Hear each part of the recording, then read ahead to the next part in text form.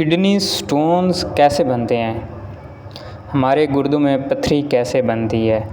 हमारे यूरिन में कुछ वेस्ट केमिकल मौजूद होते हैं जिसकी वजह से पथरी बनती है। हमारे गुर्दों का काम ब्लड को साफ़ करना है और जो ब्लड के ज़रिए वेस्ट केमिकल हमारे गुर्दों में आते हैं, हमारी किडनीज़ में आते हैं, उसको यूरिन के ज़रिए ख़ारिज करना। अब ये वेस्ट केमिकल जो हैं ये कैसे पथरी का सबब बनते हैं, कैसे पथरी की फॉर्म में आते हैं? जब हमारे गुर्दों में वाटर की क्वांटिटी कम होती है तो ये वेस्ट केमिकल जो ब्लड के ज़रिए गुर्दों में आए होते हैं ये एक दूसरे के साथ स्टिक होके एक हार्ड फॉर्म बना लेते हैं जो कि किडनी स्टोन तस्वर की जाती है।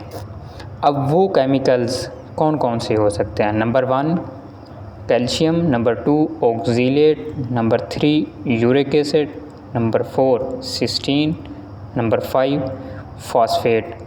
इन वेस्ट केमिकल की वजह से आपस में जब ये स्टिक होते हैं तो स्टोन बन जाती है।